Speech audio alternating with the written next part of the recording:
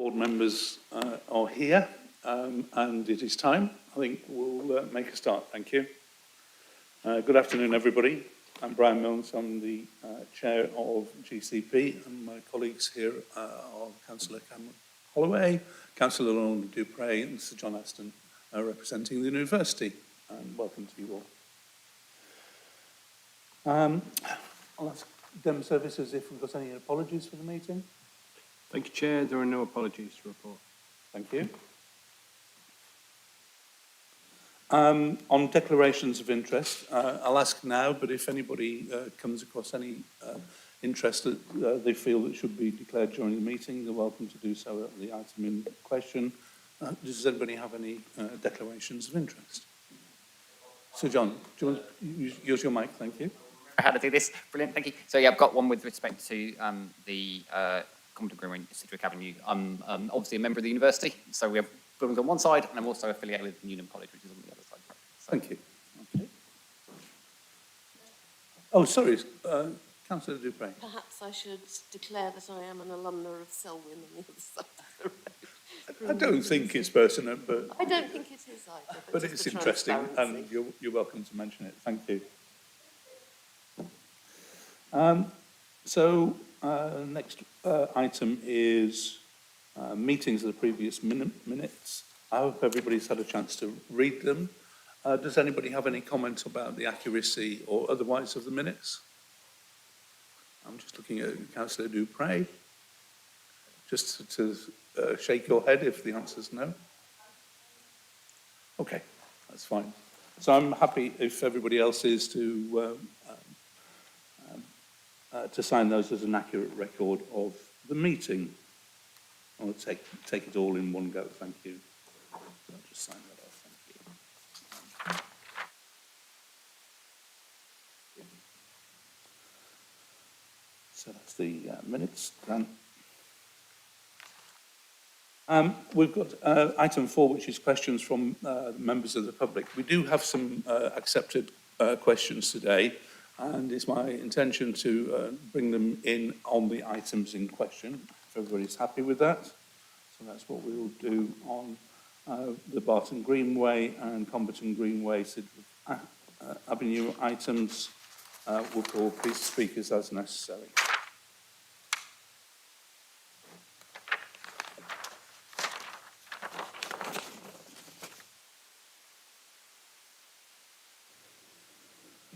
So, Councillor Smith, who is the chair of the Joint Assembly, we normally take your report again in the order of the items. If you're happy to do that, well, thank you for the report, which we've got anyway, and we'll take the items as we go through them in the agenda. Thank you. Next is the quarterly progress report on pages 19 to 56. This is going to be introduced by Niamh Matthews, and I'll hand over to you, Niamh. Thank you. Thank you, Chair. This report isn't asking the board to make any consider any specific recommendations. We're asking you to consider the progress across the kind of wider programme. Before the discussion, perhaps a couple of things to mention, Chair. This came up at the Joint Assembly as well, but just you'll see on a couple of pages in the reference to utilities works across the city. Specifically around our kind of corridor schemes, Newmarket Road, Hills Road, Madingley Road, the A1134. We expect there to be extensive utilities works across those corridors in the next few years. So to flag that we're working with Streetworks, as you would expect, to try and manage the delivery of those projects. But we are likely to expect delays across those schemes as a result of the utilities work. So raising it here and working with colleagues to kind of work out the exact impact. And just the second thing, normally your report sets out a kind of summary of the work that we commission the Centre for Business Research to do in collaboration with Cambridge Ahead It's not in this report, but will be in the next one. But some of you hopefully attended the session last week where colleagues from the Centre for Business Research fed back on their most recent report. So we'll feed that work back in your next meeting cycle. Final point, Tom Kelly, Head of Finance, Service Director for Finance at the County Council, is with us virtually. So just so the board's aware of that. Thank you, Chair. Yes, thank you. So let's ask Simon Smith to report to us on the feedback from the Joint Assembly, please. Councillor Smith. Simon. So, just talking about the progress report, is that what we want to speak to now? Okay, thank you. So we noted that there's going to be considerable trenching work on main artery roads into the city, and the Assembly stressed the importance of continuing liaison with County Street Works team and the utilities to make sure that these plans were coordinated to minimise disruption to traffic across the city, but also... Would you just bring your microphone a little bit? Thank you. But also to prevent, to take extra care about backfilling trenches, because this has resulted in subsidence elsewhere in the city and subsequent maintenance costs, which is very unnecessary if the backfilling had been done to a better standard. So that was an important point that was raised. We'd also requested an update on the Chisholm Trail Phase 2, given the very exciting proposals that have been put forward by East West Rail for a new mobility hub on the other side of the station to the current station entrance, and the Chisholm Trail will create a vital link by foot and cycle to that mobility hub. And we would request the Executive Board to consider inviting Network Rail to take early steps required for the scheme to be progressed. Network Rail are not an organisation that are noted for making rapid progress on such matters. So it would be much appreciated if the Executive Board could lend their weight to encouraging Network Rail to get a move on. So we also referred to the CSET Phase 1 scheme and the importance of addressing the technical planning issues there, and also a comment around the city access scheme and a plea for a strong fence to be put around the budget to prevent it from being reallocated by other sticky fingers, I guess. So, and there was an update on the Hills Road cycling project, and it was confirmed that this scheme would be reinvigorated once the utilities work had been worked through. I'll move on to skills briefly.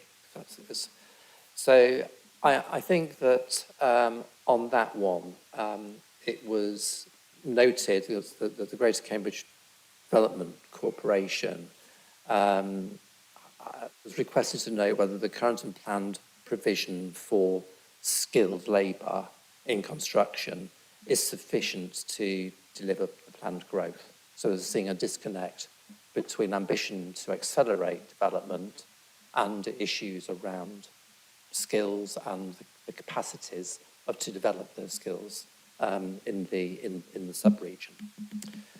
So turning to housing, there was a concern raised that although exceptional progress has been made in the delivery of rural exception sites, they are being lost to a lack of applications. They've been lost to self-build applications, and I think this was a concern that the Assembly wanted the GCP officers to look into.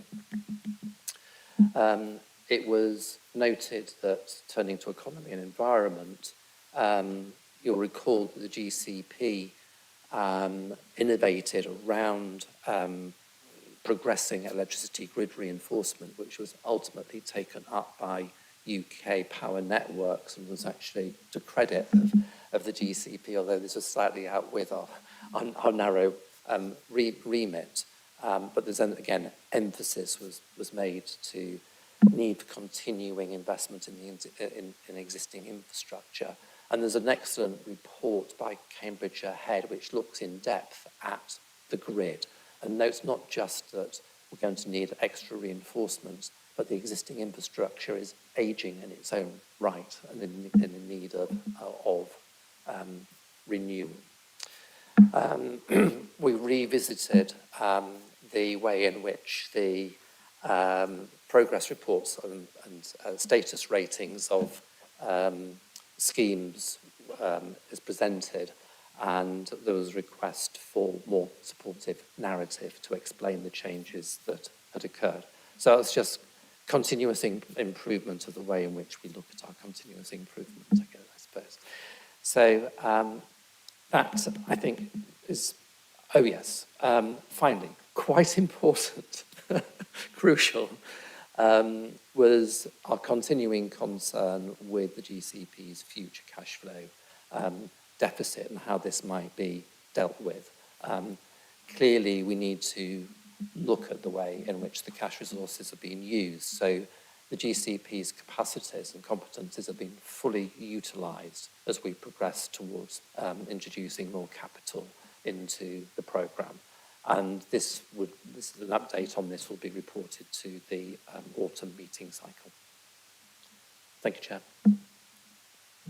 Thank you. And just may I pass thanks on behalf of the board to the Assembly for the sterling work it does. It's hugely diligent and gives these matters much needed attention and deliberation. So thank you for your report. I think we've got, we can take a note of those recommendations. So for example, additional narrative on the RAG reporting, for example, it's very useful to have it put into context, and it doesn't necessarily, an amber rating doesn't necessarily give you an accurate assessment of where you're currently at, for example. So, good.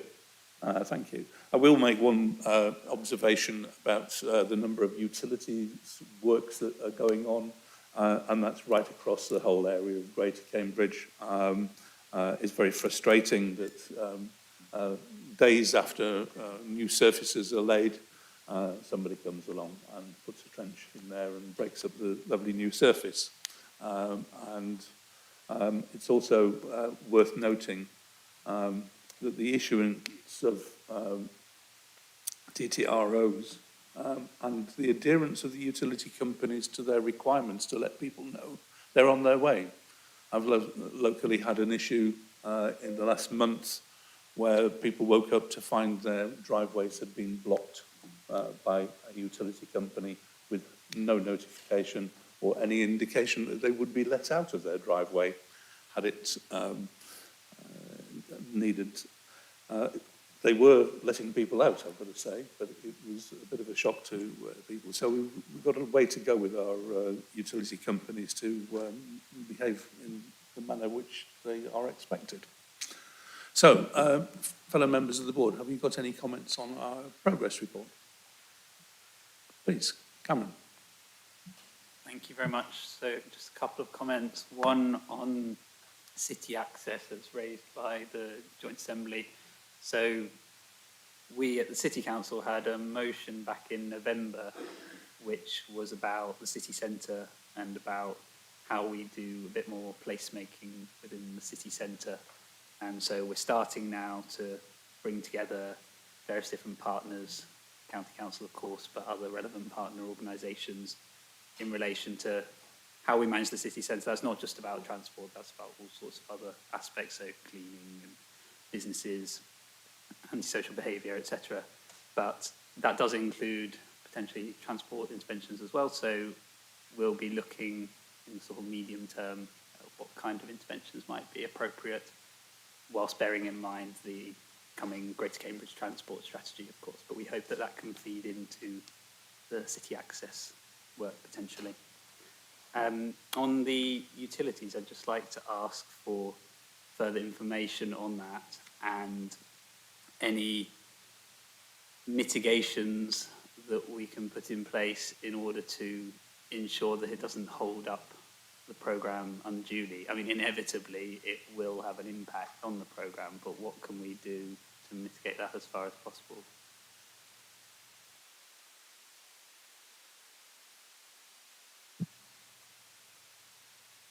Thank you, Chair. The key thing is that we work with Streetworks and we establish from different utility companies what their programs are, and we communicate what our programme is to try and ensure that we can, as much as possible, stay on track. I think that the biggest issue at the moment is elements like Cadent Gas, where they have a kind of a health and safety executive order to upgrade various gas mains across the city by 2030. So what we're trying to establish is, in effect, how can we make our programme work before that and ensure we get our works done before or after where appropriate. So we will be coming back with a full paper setting out what we think the impact is at the next cycle. Thank you. So this is particularly in reference to Cadent, isn't it, and the sleeving of their whole network for safety reasons. Yeah, thank you. Cameron, do you have anything more? Okay, thank you. Councillor Dupre, Lauren. Just to, as we have the Mayor with us today, wondering whether the Mayor might wish to comment on the timescales for the work that is going on with the Greater Cambridge Transport Strategy. There was a report yesterday to the Transport Committee of the Combined Authority, and what his expectation is of city access slotting into that. Well, let's ask him a question. Councillor, welcome, Councillor Mayor Paul Bristow. Sorry, Mayor Paul Bristow. The end of Councillor Dupre's question. So, I mean, I heard that you said, well, I want to comment on the timing of the transport plan, but then you said something else. I didn't quite catch it. So The timing of the transport plan and the expectation about the way in which city access will fit into that in terms of time. Okay. So, Councillor Dupre is correct that we are moving ahead with producing our transport plan, which underpins the local plan for the Greater Cambridge area, and also what's proposed by the whatever development corporation, should it come out of Cambridge Growth Company. Officers of the Combined Authority and the constituent councils impacted are working together on this, and both Councillor Holloway and Councillor Smith and I are putting in some structure within our board, that we have some political oversight of what is happening and where and how that is progressing. But we should hope to have more progress in the summer. My understanding is that the report yesterday said that there would be a draft paper ready by November, which is quite late on in the year, and I'm wondering what then happens in terms of the time for fitting the city access work into that.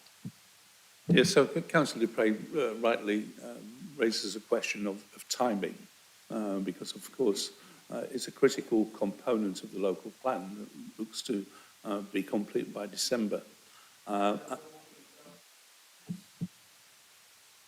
And the publication of a draft where both Cambridge, the two constituent councils, Cambridgeshire City Council and South Cambridgeshire District Council, first for the officers to be involved in some of the detail of the plan, and then secondly, both myself, Councillor Holloway and Councillor Smith. So there'll be plenty of opportunities between now and November for all the matters that Councillor Dupre has highlighted to be taken into account. Let's hope you're accurate in your prediction. Thank you. Anything more? Okay, so we'll move.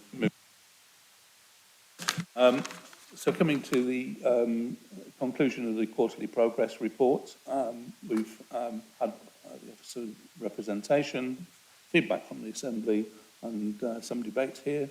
And I'm happy to, we've got to accept the report, and let me just make sure I'm not missing anything out.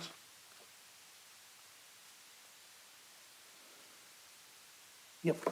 That's fine, and we conclude the item and thank Niamh and your team for the report before us. That's noted. The next item is the Barton Greenway, the walk path question, and this is going to be introduced by Thomas Fitzpatrick, our officer who's managing this case, and colleagues. Thomas, would you like to introduce the report? Oh, sorry. Thank you. Jumping ahead. Thank you for keeping me right. We've got a couple of questions from the public, and I can introduce them in order. Let me just check here. Item 7, Barton Greenway Walk Path, and Ian Steen, I believe. Would you like to come forward and ask your question? Thank you.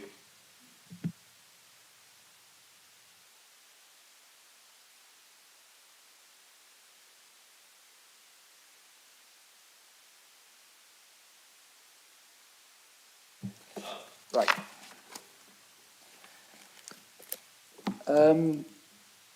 Diving straight in, the Bolt Path in Grantchester is one of the many ancient tracks in Cambridgeshire, and we're privileged in the UK to have many such footpaths and bridleways which don't exist in other countries in the world. The bulk was made to serve the ancient medieval fields of Grantchester, and it has been unchanged in its present form for possibly 1,000 years. And picture it there. When the proposals for the greenways were first brought forward by the council, many cyclists were encouraged by the thought that their daily journey would be improved. So in July and September 2018, on behalf of Grantchester Parish Council, I carried out surveys in the morning between 7:30 and 9:30 to find out what commuting cyclists wanted. These were sent to the GCP without response. The surveys were repeated in November last year. All the surveys find that commuting cyclists use either Grantchester Road, between 13 and 29 cyclists in the morning, or the Meadows footpath, between 25 and 40 cyclists. They say quite clearly that they would not use the bulk. The Meadows path is preferred because it seems less dangerous away from traffic and traffic fumes. Cyclists say they would like to see both the road and Meadows routes improved. They suggest the Meadows path should be widened a little and the surface improved, but not to be made into a tarmac racetrack. The bulk path is in no one's desire line. It is in no one's desire line. It might get recreational use, but why when the attractive Meadows route is better? Surely we don't need to destroy the character of an ancient path when better alternatives exist. The surveys are key pieces of hard evidence that have been totally ignored by both WSP and their technical note and the Greenway team, and challenge their highly inflated movement data. So why have my surveys been ignored? Thank you. And if you are happy with this, and I'll make this offer to all our speakers, that we incorporate your question, and rather than answer it individually, we answer it in the debate on this issue, because I think you've brought out critical questions over choices of path, route, and so on today, which will be fundamental to the debate that we are going to engage. Are you happy with that? Yes. Thank you. Our second speaker on this is Josh Grantham from CamCycle. Josh.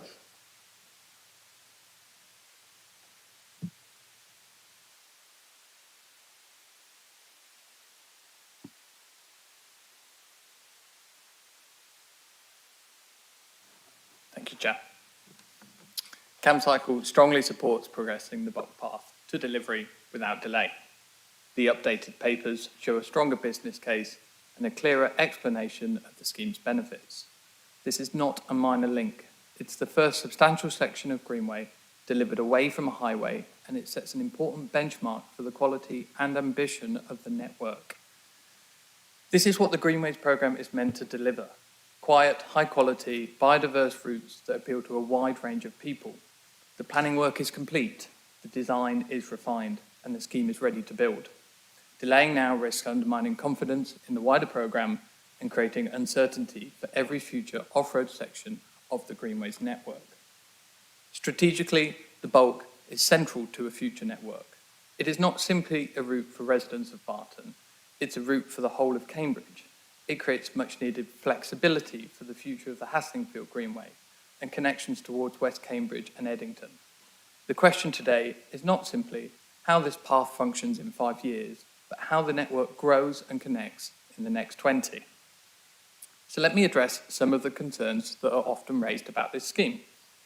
If the concern is biodiversity, stopping the scheme now would reduce biodiversity rather than protect it. If the concern is about losing a muddy path at the edge of a field, the scheme protects the route for the first time by legally designating it as a bridleway. If the concern is about losing a quiet route, in fact, many more people will gain one. If the concern is value for money, the business case is already 2.2 to 1. That represents strong value and is much better than many of the schemes in the GCP's portfolio. But value for money should not only be judged on the cost of building a path. Delay, uncertainty, and repeated reviews carry significant costs. They consume officer time, create bureaucracy, and erode confidence in delivery, all while taking away from focusing on value. These are the costs that means this path in a field will cost 1.5 million, when our European counterparts could deliver it for less than half. When delivery-ready, active travel schemes start to become the place where we look for savings, whilst far larger spending commitments elsewhere proceed unquestioned, it sends a difficult message about value and about what we consider worth delivering. This is my final time speaking to this board, and for 4 years I've worked closely with the GCP. In that time, sadly, there's not been a single working day where I've not thought about the GCP in some way. Over those years, CamCycle has sometimes supported, but mostly challenged the GCP. But one thing has remained consistent. The GCP holds the most significant opportunity under local control to reshape transport in Greater Cambridge. There's still £400 million in the programme, and the potential remains enormous. Too often, the conversation has shifted to what might replace the GCP or the next thing from government. But the reality is this programme still holds the resources and responsibilities to deliver real change today. Ultimately, this board are the custodians of that opportunity. The responsibility for ensuring the GCP is the organisation it needs to be capable of delivering the change required rests here with you. And the decisions taken in this room and beyond determine whether that potential is realised. Decisions like the one before you today. If the board proceeds, it would send a clear signal that the programme can move forward from planning to delivery and that we can build off-road greenways. The risk of pausing here is not just the bulk, it risks the Haslingfield Greenway, but worse than that, it risks all future off-road sections of the Greenways programme. The decision today is not just about one path, it's about whether the GCP is really dedicated to delivering the long-awaited Greenways network that will benefit people across the region. Thank you, Josh. And I note that you said this would be your last time before us, which marks obviously a change. So thank you for your time and effort over the years that you've been engaged with the GCP. I hope it's been relatively positive for you, even if the pace of change isn't what you might have preferred. Thank you.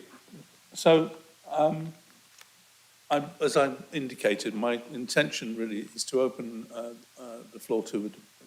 Oh, sorry, now we're going to do Thomas's... Say again. Oh, I'm sorry. They're not on my list, I don't think. Thank you. excuse me, not getting this in order. Have we got Hugh Clough in the chamber? Thank you. City Councillor Hugh Clough wants to make a representation. Thank you.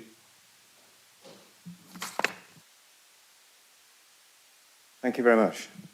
There are some slides that have been put up, which you can view. Slide 1 reminds us of what we're talking about. The Balk Path is a precious, unspoiled, much-loved countryside footpath on the edge of Cambridge, with lovely views to the west and back towards Cambridge from the southern end. Many residents are appalled at the proposal to change it into an engineered, hard-surface greenway. Slide 2.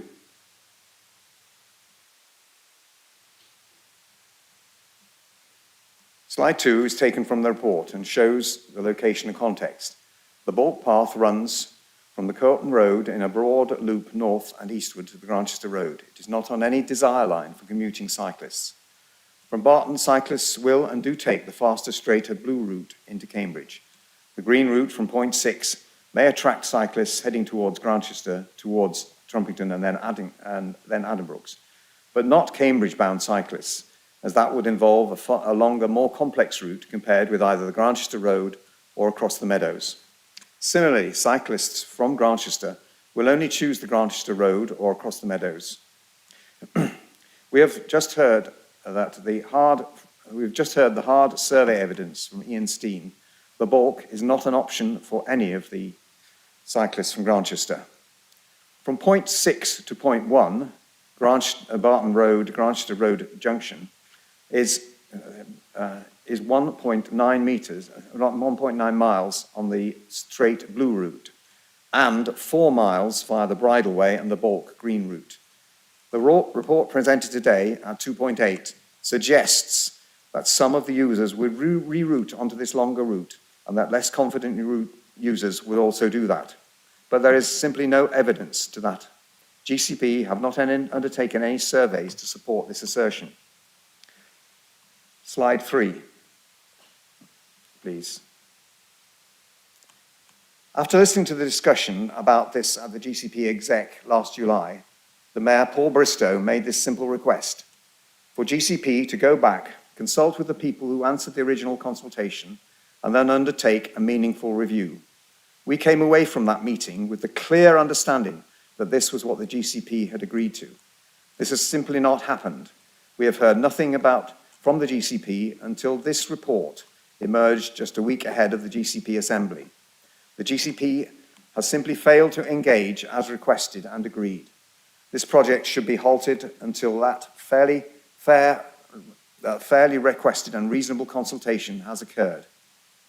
My colleague Peter Rees, who I believe is online, will pick up comments on slide 4 to do with demand data. Thank you. Thank you, Councillor Clough.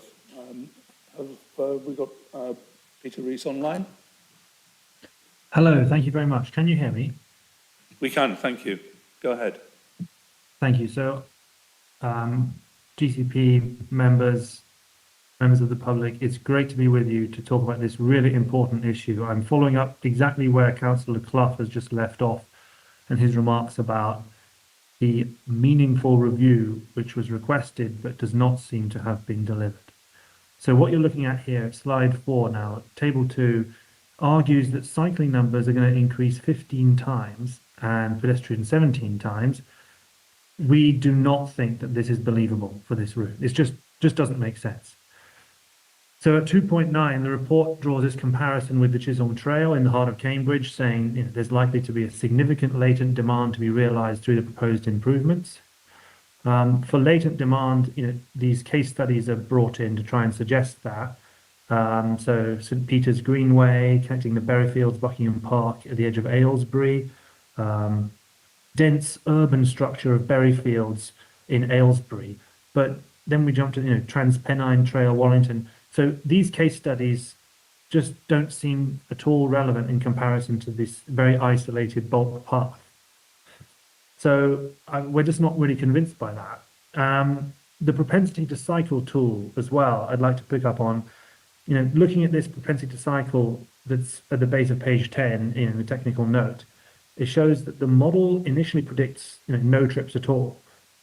Then on page 11, it's been necessary to revert to, quote, diversion demand analysis, which means basically 30% of the leisure trips from Barton. It's assumed that 30% of the trips from Barton will divert down the bulk path, and that's how the figure of 37 cycle trips has been arrived on. But what is the basis for this estimate? Are we now moving from providing a commuter track to, this is simply a leisure track? What's going on there? Is this been demonstrated for a leisure track? What about the cost of that, removing a much loved ancient footpath at the edge of Cambridge? So I think, we have to think again.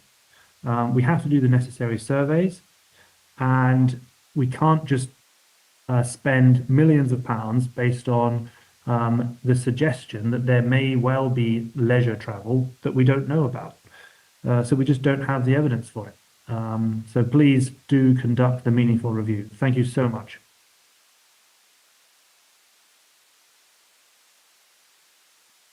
Thank you, Councillor Rees.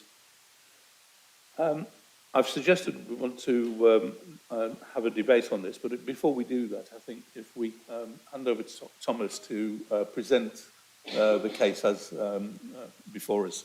Thank you. Thank you very much, Chair. I'll keep this relatively short as a lot of it's been covered already. Firstly, I just want to introduce Jonathan Camp next to me, who is the Senior Project Manager for the scheme, and Stephen Henderson from WSP, who is the business case lead for some of the greenways. In July, the board asked officers to take away the bulk path element of the Barton Greenway and to come back to the board having reviewed the project. This paper summarises that work, and in section 4.19, we put forward the technical reasons that officers are recommending it is approved. In section 6, we then put forward the kind of two options for next steps. Option A, which would be to proceed and move to delivery, and option B, which would be to remove this section, resubmit the planning application that's in the system now, proceed with potential off-site mitigation for biodiversity, and to accept delays to the delivery of the remaining off-road section of the Greenway. Happy to take any questions. Thank you. Thank you for that summary. So what I'll do, I'll invite Simon Smith to report on the Joint Assembly's consideration of this matter, if you would, Councillor Smith. Thank you very much, Chair. The Executive Board, the Executive Board is recommended to adopt option A by the Assembly. There was a 6-3 majority, although I recall it being 6-2 because there were only 8 members, voting members present. So that is an error in the report. It was 6-2. So I put that as an overwhelming majority in support for the scheme. There is a strong case for the bulk path. You've seen in the revised forecast, higher than previously reported, and there is, of course, the concept of induced demand. Once it's there, it'll be used, just as this 1,000-year pathway has been used for 1,000 years. This will be used for a very long period of time, and we have to have that kind of perspective when we're making these kinds of decisions, as our predecessors have and generations before us. So it's an off-road opportunity to connect Barton and Cambridge, and it's going to be very helpful for people who are less confident cyclists. And what we're trying to do is to increase cycling and walking, not just for travel to work, but also for our health and our mental well-being. And it therefore provides equal opportunities for all the user groups to access the area of Cambridge. And the other route, which has been improved along the A603, will not be so attractive to such users. Now, this is a very important point. The current path is a permitted route, meaning access could be removed by the landowner. But this proposal would make it part of a rights-of-way network and seal its presence in perpetuity. The scheme has additional benefits, and these relate to delivering BNG through, for people who don't understand, basically biodiversity net gain, through improvements to water courses. So the enhancement is to an offshoot of the Bin Brook, which offers a unique opportunity to better protect this tributary from runoff and pollution before it enters the River Cam. And as well as enhancing the biodiversity along it. And without this element in the scheme, there would be a £750,000 impairment on the other parts of the Barton Greenway. So the bulk path was included in the overall planning application for the route, and removal from this part of the programme would mean that the whole scheme would need to be the subject of assessments before resubmission and cause further delay. But the main point was this was overwhelmingly supported by the Assembly, and there was also representations made by members of the public in support as well, and including the British Horse Society, which is very unusual. Thank you. Thank you. That brings us to a debate on the Executive Board. So I'll go around the members for their contribution, starting with Cameron, as you are nearest to. Great, thank you very much. Okay, so I think the question of whether to defer this or whether to actually throw out this scheme that has had a lot of work gone into it gets to the heart of what we're trying to do through the Greater Cambridge Partnership, because one of the key things we're here to do is to deliver really high quality walking and cycling infrastructure. And why are we doing that? We're doing that for the health and well-being benefits that it has for people. We're doing it urgently to tackle the climate crisis, and urgently from a very practical point of view, because we need fewer people as a percentage in cars on the roads, because we're at the point of gridlock at certain times on certain roads, and we need more people out of cars doing other things like walking, cycling, and getting the bus. So in order to do that, we need to be able to actually put in place that infrastructure, and that will at times mean difficult decisions on certain routes. This is one of those difficult decisions, I would argue. It may not be the biggest one, it may not be the one that is going to have the most people using it by any means at all, but actually it is part of that whole process of putting in place the infrastructure we're going to need for decades to come if we are to be a place where people can safely, happily walk, cycle, enjoy their time going in and out of Cambridge, and we can have a functioning city for the long term. So this does have a cost-benefit ratio of 2.2 to 1. It's not the sort of the scheme that's going to have the most users out of all the schemes we've looked at, but actually that is a good cost-benefit ratio. And it's one where actually I would be very happy in putting in this money to provide a good path. Just to address some of the comments that have been made, so Mr. Steen, you made some good points. And thank you for the survey work that you did. You did say that the Meadows path is preferred by quite a lot of people, and it is. I know that is very heavily used and is really showing its age at the moment. And you said it's preferred because it's away from traffic. So I think that's part of the argument for this scheme as well, really. Because for me, Grantchester Road, yes, some people use it, but that can be a fast road. You get quite a lot of speeding on Grantchester Road. It's a narrow road. And actually, if we can move people away from that, give them an alternative, I see that as a positive. The biodiversity improvements that come with this, absolutely a bonus and a really positive thing as well. But just going to the points about the current path and what its future nature might be, I mean, I really like that path. I use it quite a lot for walking and running myself. I love it, and I do love the fact that it's quite quiet. But I also want other people to be able to enjoy that path. So we've got what for about half of the year is a pretty muddy path. You've seen the pictures of it there. It's a nice path if you like that kind of thing and you like walking your dog there, or you like going for a run there or whatever. But actually for most people that makes it relatively unusable for most of the year. The benefit of this scheme is that you get to keep that path. If you like that path, that's still going to be there.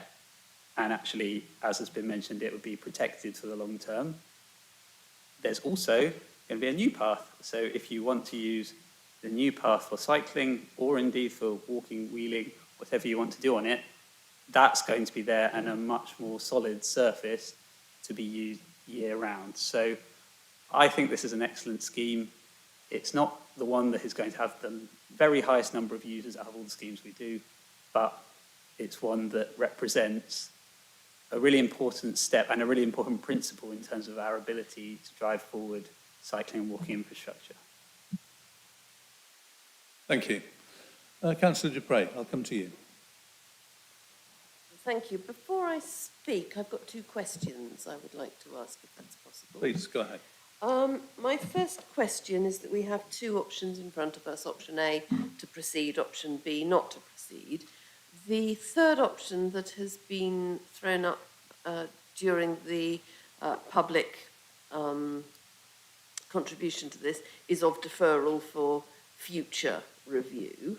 That is not an option that has been put to us, and I wondered what the implications in terms of time, cost, or anything else would be, whether the officers have any thoughts or comments about that as a viable third option. My second question is that I am interested in the conversation about, and that's been raised by the public and also referenced by Councillor Holloway, about preserving the route for the future, bearing in mind it could be removed by the right to use could be removed by the landowner. £750,000 seems an awful lot of money to secure a route into the future. Are there alternative legal means by which anybody, not necessarily this body, could secure that route for public access by the future without needing to invest £750,000 in it? Those are my two questions before I say what I would like to say. Yeah, thank you. On that. Just give me a second. Which one of our officers would like to take this? Thomas? I'll try, and Peter will add to it if I don't quite answer fully the questions. Yeah, I mean, in terms of the delays, I mean, in effect, any delay costs money in terms of construction inflation, which is something that we're always conscious about with delivery of these projects. But we would have to go away and look at kind of the specific implications to the project of a delay of I think the next board cycle would be to July, so 3 or 4 months, and what that would look to. But there would certainly be a kind of construction inflation cost. In terms of the legal means around public rights of way, yes, there are other legal means to create public rights of way. I'm not an expert in it, but clearly they do exist. They do cost money and obviously involve their own kind of public consultation processes and such like. But yes, there are other ways. Our cost that we are talking about here, the 1.48 is the construction as well as everything else that goes with that cost. It's the all-in cost. Thank you. Okay, so we've got an answer on those 2 points, and you've now got some other contribution to make, I believe. Yep, thank you. I have read carefully the representations that have been made to me. I've listened to online the after the event, the deliberations of the Assembly. I've read the papers carefully. I remain unpersuaded about the estimated future level of use that has come back to us today. I also remain unpersuaded that this is the desire line that most people will want to take when there are other ways to reach destinations. I'm also unpersuaded that this is the best use of that sum of money to achieve the GCP's objectives, given the number of other things that we could do that would probably create greater benefit for more people and achieve our objectives in other ways. I'm also unpersuaded by the argument that a refusal of a decision not to proceed with this particular part of this greenway risks the entire future of all off-road greenways. I simply don't believe that that this is, were this body to agree not to proceed today, I simply do not believe that that would represent such a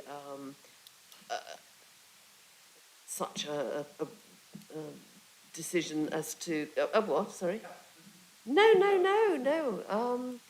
But it wouldn't be such a precedent, is what I'm trying to say. It wouldn't set such a precedent that other off-road greenways or parts of greenways in the future would be affected. I simply do not accept that. And I'm uninclined to go back and do yet more studies and spend more money, more time, risk more contract inflation. I think we've reached a point where we do need to make a decision, and if that decision is between option A to proceed and option B not, I have to say I am more persuaded by option B. Thank you. So, John, I don't know whether you've got anything to contribute to the debate, but you're welcome to speak if you have. Thank you. I mean, to be fair, not a lot. I think there's been a good range of arguments here, I think, which are broadly supported on both ways from the university. There's quite a lot to consider here, and I think it's that balance between the sort of biodiversity net gain, but making sure that this is something that is actually used. Yes, so if I can sum up some of the arguments, sorry. Mayor Paul Bristow would like to make a contribution. I would, Councillor Milne, if that is okay. Just a couple of things I want to say. I mean, I listened very carefully to some of the things that people had to say about the scheme. One of the arguments that came up was, you know, this is something and we need to do something, but just because this is something doesn't necessarily always mean it's the right thing to do. And I think that's also what Councillor Dupre was saying. And as I said last time, there's a bit of an irony, isn't there, that the councillors who are campaigning against this are from the Green Party, who you would assume would be pro a scheme like this. I mean, I don't share the Green Party's politics anyway, but one would assume that they would be very supportive of people cycling and not using their cars. And the fact that they're against it for all the reasons they set out probably suggests to me that this is something that is not a good idea. But what I really wanted to say, just a couple of things. First, at the last meeting we did have a decision that we would go back and consult with people who answered the original consultation and then undertake a meaningful review. I'm not convinced that this is what we have in front of us now. This is not a meaningful review. The other thing I just wanted to say as well, I've looked at the report from WSP, and it says here, you know, is the comparison to the Chisholm Trail. And they say, actually, in their report, it is acknowledged that the data from the Chisholm Trail cannot be directly extrapolated to the current and future greenway projects across Cambridgeshire due to the differences in geographic content and the demographic characteristics. So they're accepting in this report that you can't directly compare them both, but they have done anyway. And I just suspect that this is trying to make the facts fit what is already a presumed agenda, that this is the right thing to go ahead and do, and that does concern me. And just a last thing I wanted to say as well, and I heard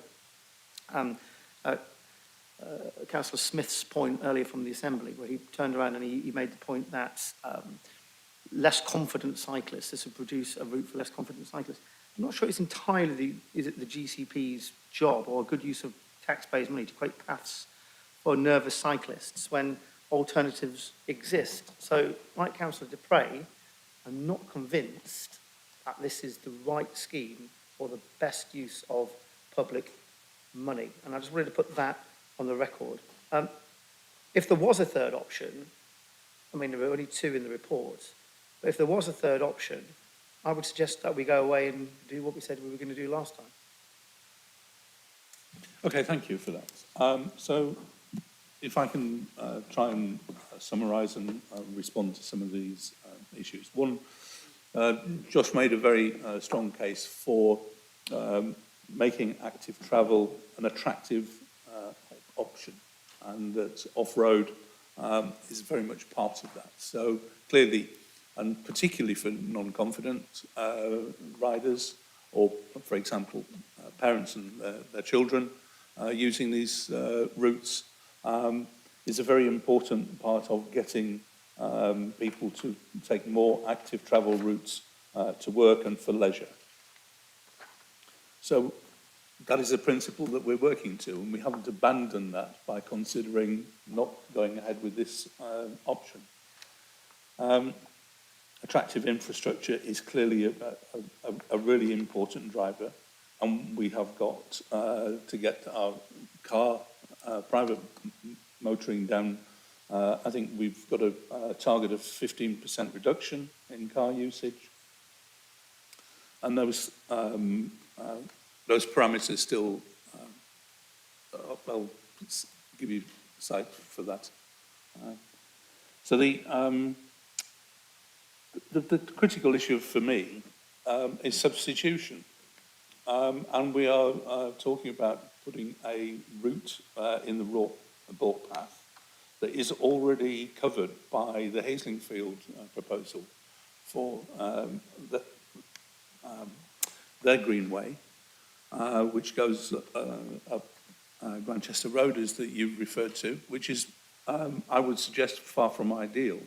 But if we haven't got an option to improve the condition of Meadows Path, and we're clearly limited by the landowner in that respect, which is a much more obvious way to get through to the destination point in Newnham. So I just, it's clear that the amount of people from the demographics, so in the report that was before us from WSP, we see the demographics very clearly. There's very few people, and I'm not convinced that the estimates of usage will come to fruition. I don't think we're creating a precedent, as you've said, by dismissing this part of a wider scheme that will offer us a greenway to do what the programme seeks to do.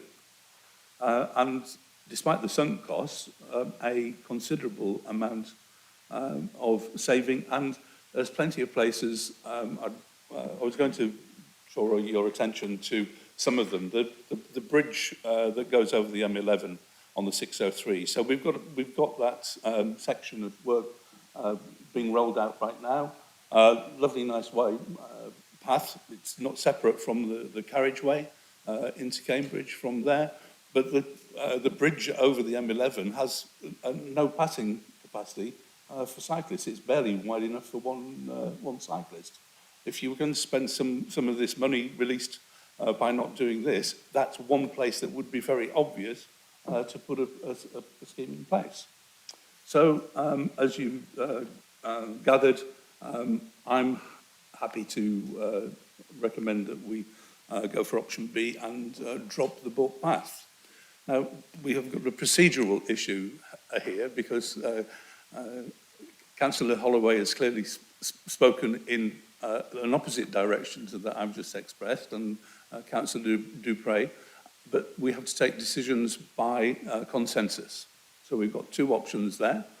We've either got to ask the person that has a different opinion if they are prepared to abstain from this consideration, or whether we defer the decision, take it away, and speak to each other to try and resolve the difference of opinion.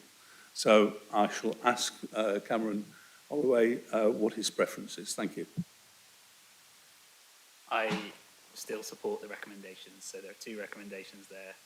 One is to note the methodology, and the other is to agree to proceed with the delivery of the Balk Path element, and I support both of those. So I'd like to continue to support both of those.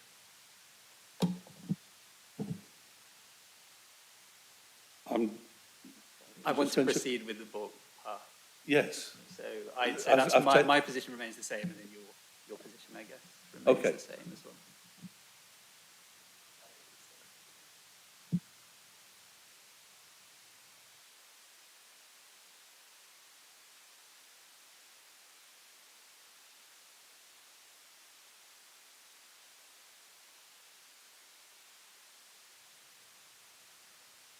That's fine, thank you. Yeah, I was just checking that I've understood your point. Yes, it's either, we'll go with either A or B. So, no,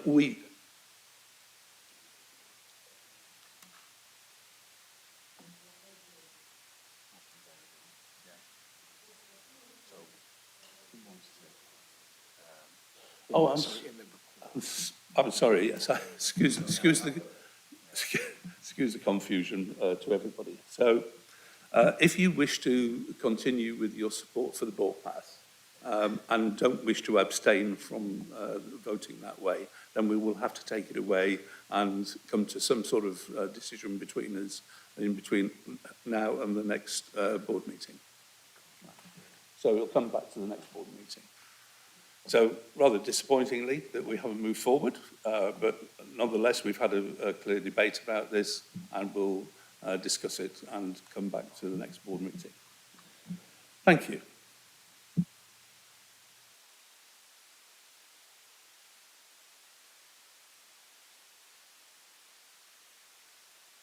So the next item is to discuss the Comberton Greenway and the Sidgwick Avenue project.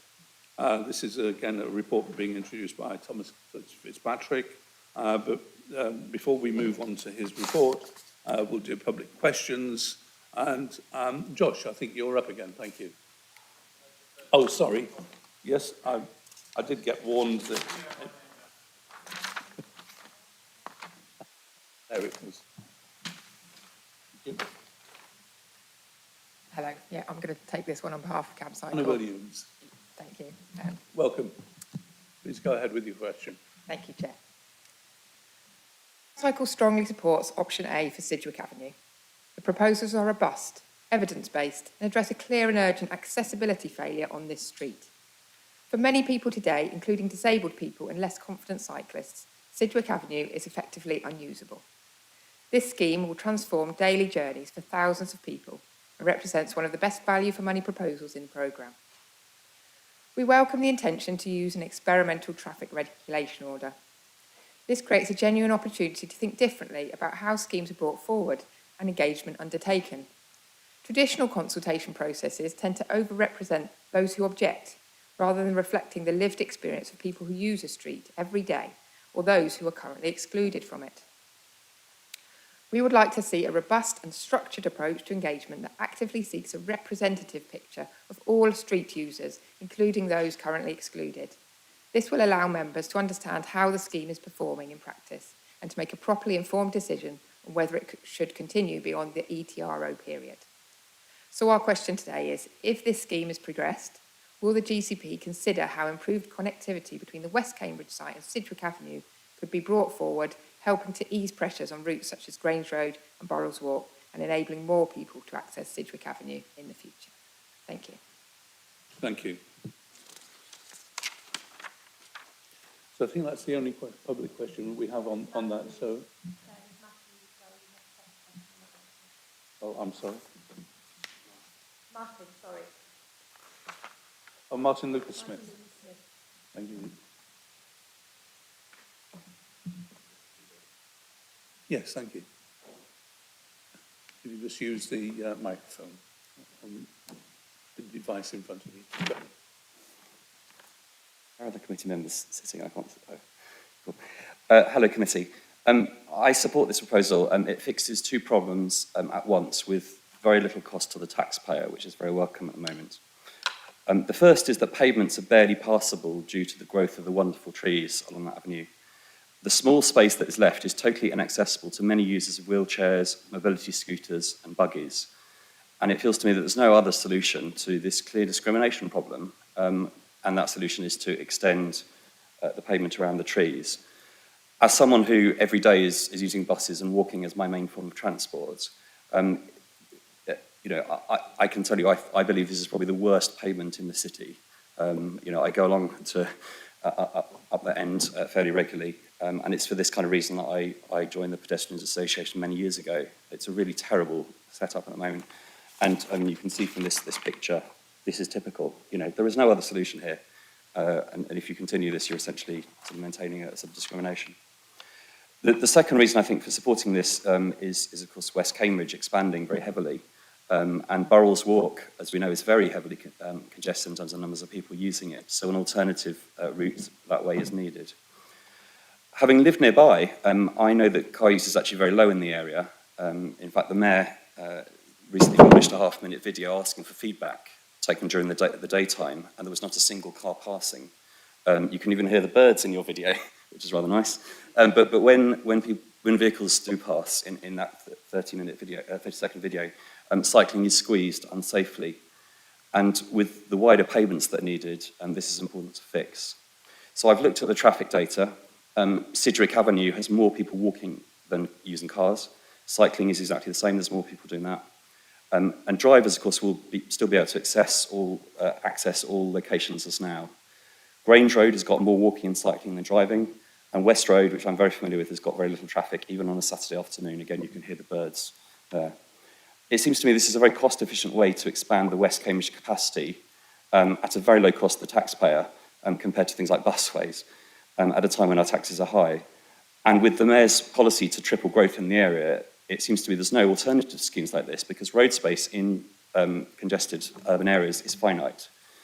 It seems to me this scheme increases capacity to access this important high-tech area, meaning that drivers then don't suffer increased congestion on Madingley Road as that site expands very considerably. Lastly, I just wanted to quote something that a disability user posted on a recent blog post. He said, wheelchairs don't have suspension, so going back to the first issue. So all those bumps would jolt the person's body. For some disabilities, that would cause massive pain. It could cause damage to the wheelchair, which the NHS would then have to fund, and potentially could tip the wheelchair, resulting in people falling out and gaining minor or major injuries. Disabled people with poor mobility and older people who use walking sticks, rollators and so on will find bumps a challenge and not easily able to step into the road to go round. Parents pushing prams and buggies will find the bumps a challenge. Toddlers learning to walk will find this difficult also. And so that's Thank you, Martin. yeah, that's 3 minutes. Thank you. So please support, will you support the proposal? Yeah, thank you. Okay, so we'll invite Thomas to respond to the questions if there was one, and to introduce the report, please. And then we'll go to Simon Smith once we've done that. Thank you. So thank you very much, Chair. To introduce the report. The Sidgwick Avenue is located at the end of the Comberton Greenway and links the route to multiple university and college buildings. As set out in sections 4.7 to 4.10 of the report, we previously had a proposal for a one-way system that raised significant objections. In response to this, the board asked officers to go away and look at different options, and we have worked with affected colleges, the university, local members and residents groups to bring forward the proposal today. This scheme consists of build-outs to address the accessibility issues which we've just heard about, and you can see in figure 3 of your report, where pedestrians are being forced onto the carriageway, whilst also reducing traffic via a drop-down pollard to stop through traffic. This scheme is put forward as an experimental traffic regulation order so that we can monitor its performance and impact, and then a follow-up report would be brought to this board next year on the next steps. Thank you. Thank you. Now, Simon Smith, if you'd like to report from the Joint Assembly. Thank you. Well, I can be very brief, and simply because this is proposals had an unprecedented volume of correspondence in support. On matters of particular detail, the Assembly, like the drop-down pollards, although as a cyclist, I've had an incident with one of those, so I'm not so keen on that myself. The bollard won, by the way. Of course, the retention of the trees, which are one of the great features, not just of Sidgwick Avenue, but of the city itself. There was a request for monitoring of the traffic displacement, so that had unanimous support. So if you can bring yourselves to follow the Assembly's views this time round, that would be very welcome. Thank you. I think it's looking much more promising, Councillor Smith. So, I don't know whether it's timely to introduce this, but both Newnham and Selwyn colleges have written to us to offer their support for this scheme. And in fact, I'm not sure there's any objecting voices. So with that in mind, let's just check with board members if they've got anything else to contribute. Well, thank you. So yeah, I absolutely support this scheme. Just to say that there's been quite a history to this. Obviously, there was a previous proposal put forward where concerns were raised by local residents and by the GP surgery, among others. And it's great that the scheme's now been revised. It's a very simple scheme now. It's a very easy thing to do, very easy to implement, but actually would have a very significant positive impact. Hopefully, if it doesn't, then in a year's time we can undo it, but we can monitor and see what happens. I think it would be very positive, opening Sidgwick Avenue up to more people and more of the types of people who are already using it, which is people on foot, people cycling, and people potentially in wheelchairs as well. So I see that as all very positive. Residents generally, who I've spoken to in my role as a Newnham councillor, have been largely supportive. There are some who are not, but I would say the majority are glad at the revision that's happened. They like the idea of the new scheme and think it would help. They're really, really keen to obviously keep the trees in place and to protect them, but they do also recognise that in order for people to get past them, we need to have some way of people going past them on the pavement. Thank you. Councillor Dupre. Thank you, Chair. The trees of Sidgwick Avenue have been my friends since 1977 when I first came up to Selwyn, and I have been very aware over many years of the issues with the tree roots, the heave to the pavements, the constriction of the ability for pedestrians to get along there, cyclists to get along the road safely. So I fully support this. I think it is a good proposal, and I'm particularly pleased that in principle, with the idea of using an experimental traffic regulation order, I think we do not use those enough. I don't just mean this body, I mean every body. We simply do not in Cambridgeshire use experimental traffic regulation orders enough to test out ideas and see where things are going. I think that it is good to do that, and I think that it is good to do that in this particular circumstance, and I fully support the proposal. Good. It's looking good, Sam. So, John, have you got any further comments? Yeah, just to say that again, we would really welcome that. We have welcomed the fact that the GCP and its engagement with the university and the colleges has been so good over the last couple of years, particularly to work out how to make sure that, as everybody said, that the amazingly impressive trees are, protected at the same time of actually working out how to deal with the mobility issues of the pavements. I think again, as a good sort of evidence person, I really do like the fact we're going to actually do an experiment to find out what the evidence is and do that the right way. I think that's really helpful, and of course the university would be very happy to provide any support that it needs to that evidence gathering and connect you with people that use the Sidgwick site. That would be helpful in order to be able to really capture that evidence properly. Okay, thank you. Mayor Paul. Thank you, Chair. I find it extraordinary that this proposal, the original proposal, did go to public consultation, in which 90% of respondents objected. That's on paragraph 4.8. That was the one-way scheme in 2023. But you thought that was worthy of consultation, but this proposal is not worthy of consultation. There's been no element of public consultation on this scheme, and the impact of this scheme can easily be argued to be more considerable of the scheme back in 2023. And I don't think it's right that you've not properly consulted with the public. The selected interested parties, yes, but you're avoiding public consultation by progressing straight to an ERTRO. But it's not too late for objectors, but this is too late for objectors as the scheme will already be in place. And if it's already in place, I think it's very unlikely that it will ever move, it would never ever be removed. So I would just implore you to actually go to public consultation. That's the reason, I mean, Mr. Martin talked about my consultation that I did on my social media. Now, I'm perfectly aware that my social media is not a representative example of the public, and I fully accept that. But it is a snapshot. And I can tell you overwhelmingly the number of people who are against it. You know, I've got all sorts of people here, including Mr. Lucas Smith, who engaged with many people here, who said, and he would, I'm sure he would reflect that many people on my social media were saying, keep it open. And there's some person here saying that they're disabled, but I don't presume to think for a second that, that this road should close. And I would have to agree with everybody else.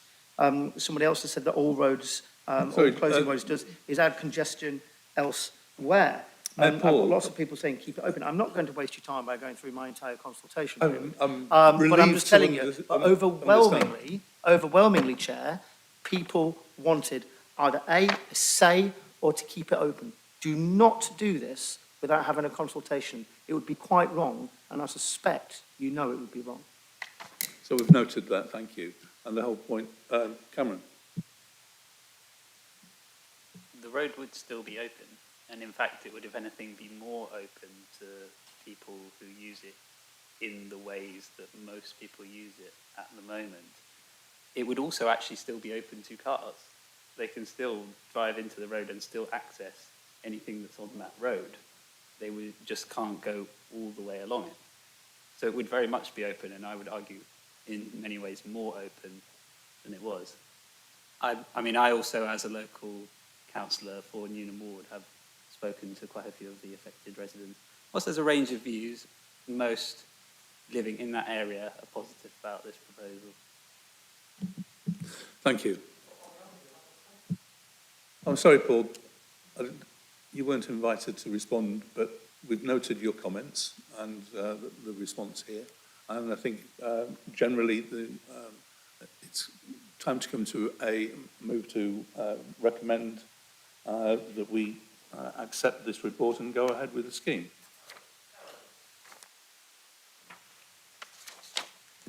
So I'll take a vote. If we're all in agreement, if you indicate so, that's carried unanimously. Thank you.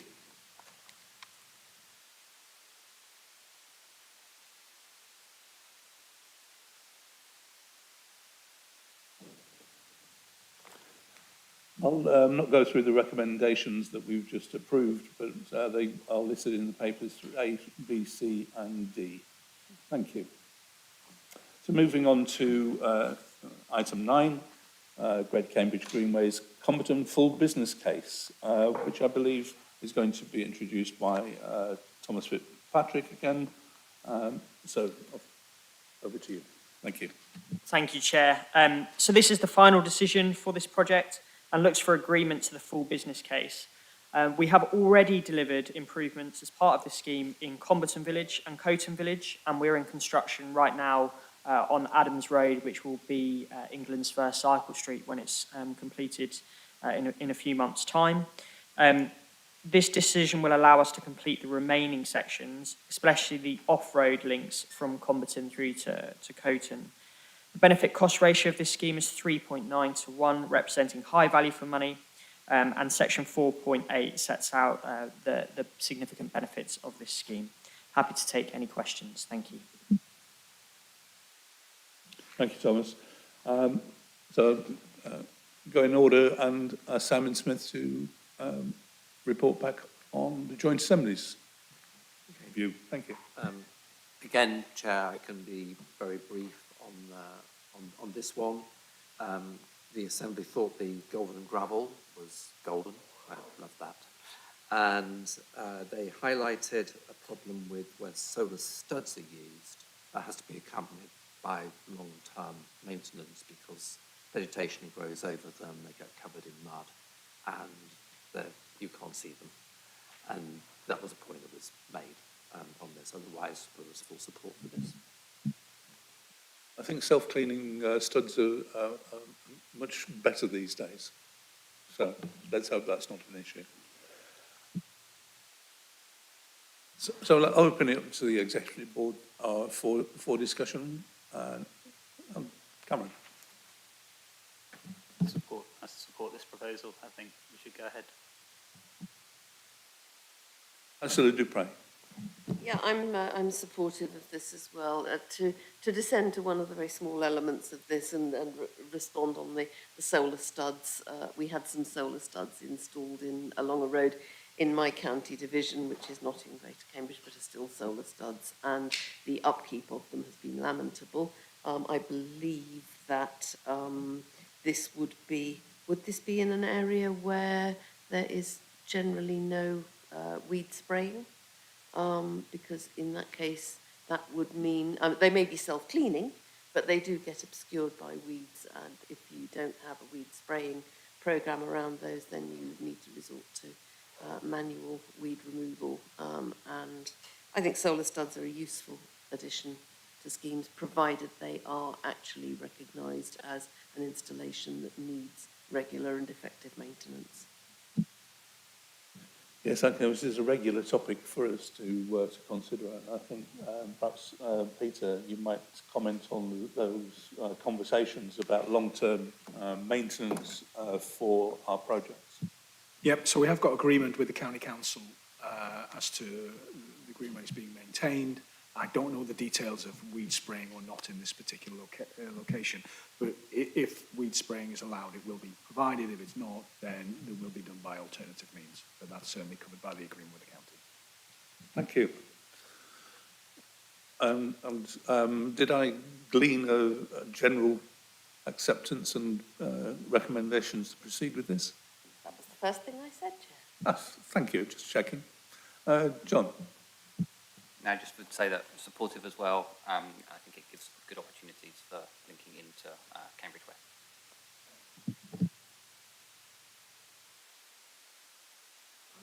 Well, I wrote to Mr. Blake relatively recently about a key aspect of the Commodore Greenway. I think you replied today or yesterday, and I very much look forward to welcoming you to meet with those people that I met recently and with the police about the impact of the Commodore Greenway and the impact that might have on how we might design out crime as a result of it, because there were great concerns in Comberton about the risk to farmland and being access to hare coursing and other issues.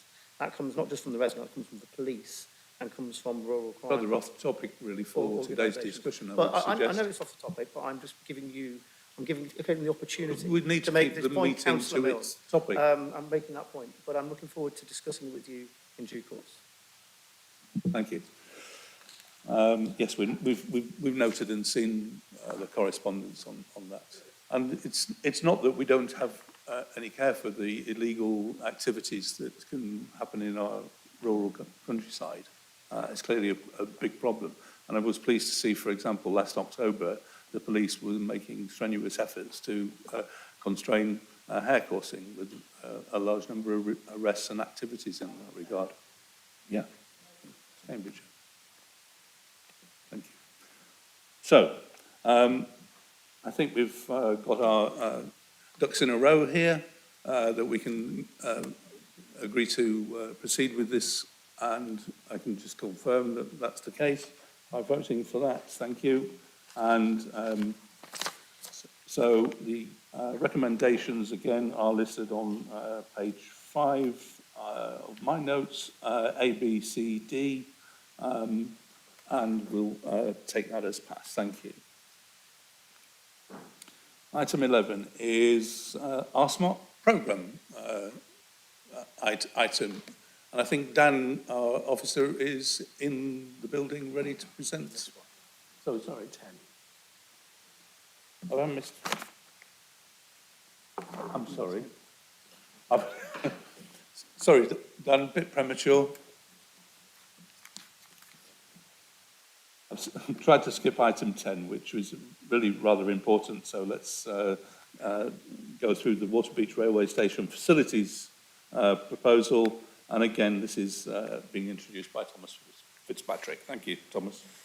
Thank you very much, Chair. So following feedback from the Board, Assembly and local members, we're asking for permission to develop proposals for facilities at Waterbeach Railway Station. As a minimum, this would include a waiting room, toilets and a space for a mobile cafe. We're asking the Board to let us work on development of a proposal, including investigating potential income streams to offset the capital and revenue costs that will be associated with it. And then we will come back with a formal proposal for the Board, hopefully late this year. Thank you very much, Chair. Happy to take any questions. Thank you. But let's invite Simon Smith to report from the Joint Assembly. Thank you. Well, thank you, Chair. This has been a scheme that's been promoted by one of the Assembly members who represents the area. And his main substantive point is that Waterbeach is going to be the equivalent of a small, actually quite a large market town. And its railway station would have no facilities.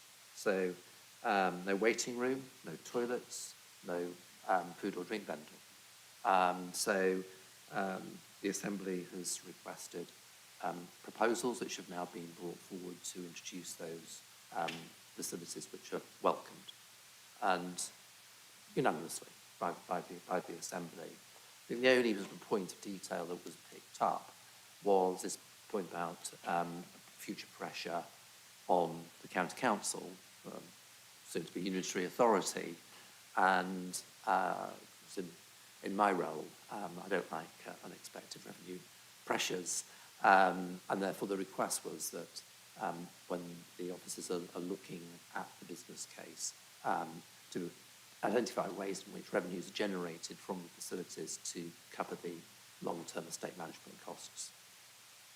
And that was it, Chair. Thank you. And I think you just said that that's part of the ongoing process for this, looking at revenue costs and see how much we can recover. Yeah, exactly. There's a number of different potential revenue streams, such as use of the facilities by rail operators and creating space for that and things like that. So that'll be part of this work that will then come back and explain to you. Thank you. Thank you. And I think we seem to all have an agreement that the provision of such utilities is absolutely vital. To have this facility that is costing us a lot of money to upfront fund, and that it will get used.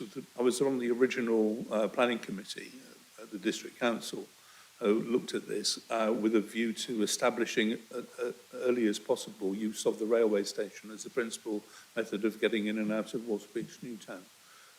And for me, this is really very important part of making sure that works. Cameron, I don't know if you've got any comments? No, just to say that I welcome the fact that officers have gone away and done this work at the request of members. So thank you very much for doing that work and look forward to seeing it coming forward. Thank you. Councillor Dupre? Yeah, agree with the recommendations, but I do share the comment made by the member at the Joint Assembly about the concern that the public rather than the developers would be funding this. And I think that's just worth noting. Indeed. It was very disappointing to find a very enthusiastic developer presenting to the planning committee that they were going to build this station. And how's that turned out? John? Just to say that we're supportive of this. Thank you. Then I think that that brings us to a consistent view, so I can assume that we're happy to carry that agenda item forward. Thank you. And that was on the items A, B, C, and D on that item 10. And that now brings us to item 11, the Smart Programme update, and Dunn has taken the seat. And Clark. Thank you, Chair. I'm just going to give a brief overview of the programme and what we've been delivering over the last year. So I think the first thing to say is that we've been really successful in bringing funding into the GCP programme. Next slide, please.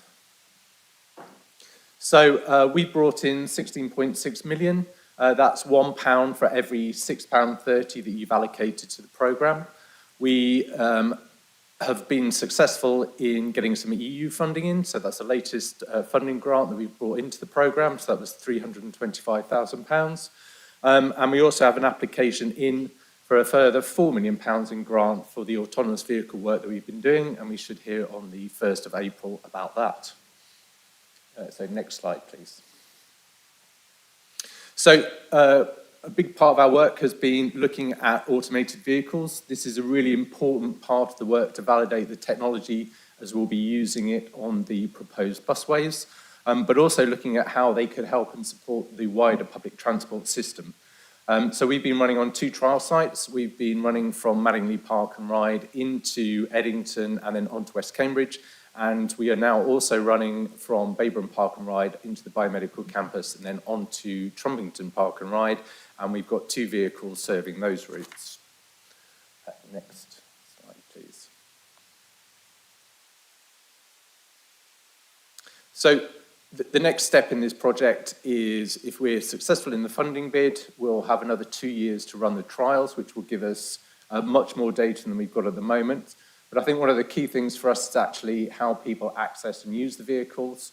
So we'll be doing a lot of work looking at the kind of human factors, and the customer experience, looking at things like ticketing. So how will people buy a ticket? How will we do revenue protection? How will we get people with protected characteristics onto and on off the vehicles? And then developing business cases so that we can move to commercial deployments at the end of that 2-year period. Next slide, please. Thanks. One of the other pieces of work that we've been doing is building a sensor network across the city. This is really important as the city deal requires, in the assurance framework, it requires that we monitor and evaluate our schemes. So we're collecting data from around the city so that we can understand the impact that the GCP investments are having. We're also doing quite a lot of work looking at how we can make that data as usable as possible and draw intelligence and insight from it. We now have a network of 133 sensors, and the biomedical campus have just recently purchased 30 sensors that are similar to ours. So we're looking at a data sharing agreement so that we can have more data and we can expand the network. And then we have a data platform that we're aggregating all our transport data into so that we can share it with colleagues. Next slide, please. You've already seen an example of this in the papers that Thomas has presented. On Sedgwick Avenue, they've been using the Vivacity data to have a look at how people use the road, where people are actually moving out into the carriageway to avoid the trees, and also it gives us movement counts on that road. And that will be really important as we put the TRO in place, the trial TRO, so that we can see the impact that that will have on movements in that street. Next slide, please. We built a dashboard so that members of the public or anybody can actually go into Cambridgeshire Insights and interrogate the data, and we're building tools that officers can use as well. Next slide, please. And we're also doing a lot of work with real-time data, real-time bus data, so we feed it into Google Maps, Apple Transit, and Citymapper. We've got a totem outside the station, and we've also built these travel screens that you can see on the slide that sit in a number of the university buildings. I think we've got about 40 across the city now. Next slide, please. And we're doing some work looking at bus priority. So this is really early stage work. So traditionally, bus priority uses GPS, which can be out by about 200, 300 meters. What this does is it makes it much more accurate. So we're using QR codes on the front of buses and a visual sensor that can read the QR code. It knows which bus it is, and then it can look it up in the real-time data to see whether it's running on time, whether it's running late, or whether it's running early, and then we can make a decision as to whether we give it priority based on that. And we're running at 2 sites on Newmarket Road at the moment. Next slide, please. And then we're also looking at how we can better manage pedestrian crossings, particularly where there is heavy cycle usage. So we've got 3 locations, Maid Causeway and Fair Street, Milton Road and Asham Road, and East Road and Norfolk Road. Again, using visual sensors so we can understand the weight of pedestrian traffic and the weight of cycle traffic, and then give priority based on that. We did a similar trial earlier about a year and a half ago on East Road, and we found that we could reduce pedestrian dwell times by about 36%. Next slide. So yeah, that's it. Yeah, so that's a brief overview of the programme and the kind of activities that we've been undertaking. Any questions? Yeah, let's open the floor to questions. Cameron, Lorna? Not really a question, but really, really interesting to hear that, and thank you for the work that you're doing.